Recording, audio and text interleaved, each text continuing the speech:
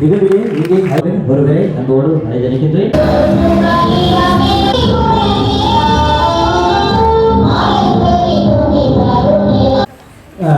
கொடுக்க 2000 நிகழ்வின் பெருதம விருந்தினராக கலந்து சிறப்பித்துக் கொண்டிருக்கின்ற வடக்கு மாகாண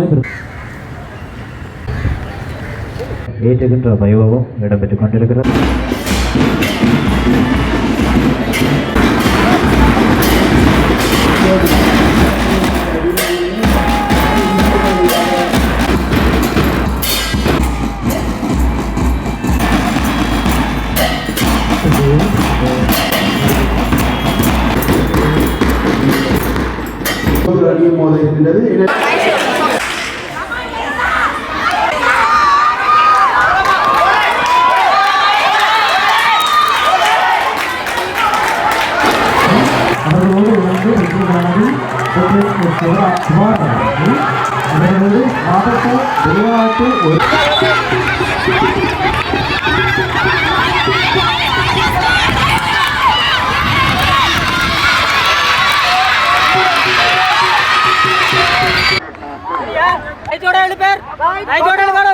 வடக்கு மாகாணத்தில் தற்போது 29 சிறுவர் அபிவிருத்தி நிலையங்களைச் சேர்ந்து ஏறக்குறைய 1200 சிறுவர்கள் காணப்படினும் ஒவ்வொரு மாவட்டத்திலும் அவர்களின் பரம்பல்லையானது வேறுபட்ட விதமாக காணப்படுகிறது.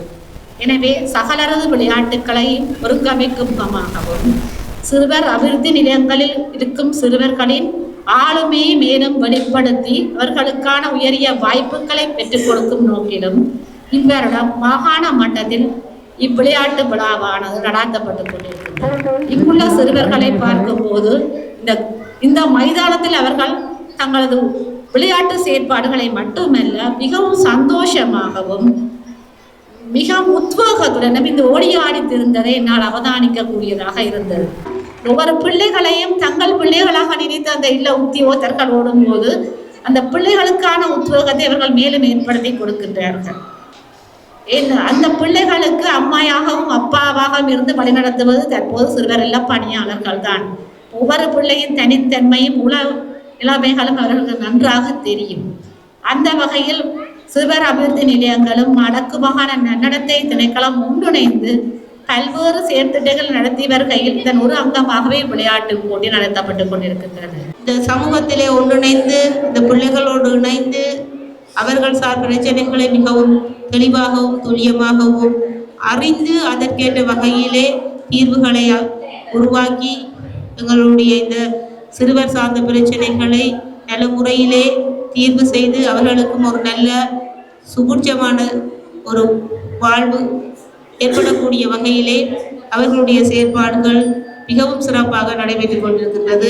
சிறுவர் அபிவிருத்தி நிலையங்கள் என்பவை வெறும் தங்குமிடங்கள் அல்ல, அவை எதிர்கால ஆளுமைகளை உருவாக்கும் நாட்டு மேடைகள் ஆகும். பல்வேறு சூழ்நிலைகளால் தற்காலிகமாக சவால்களை எதிர்கொள்ளும் குழந்தைகளுக்கு தாயாகவும் தந்தையாகவும் இருந்து அரவணைத்து அவர்களுக்கு சிறந்த வழிகாட்டுதலை வழங்கும் உத்தியோகத்தர்களுக்கு காப்பாளர்களுக்கும் நமது நன்றிகளையும் பாராட்டுகளையும் தெரிவித்துக் கொள்கின்றேன்.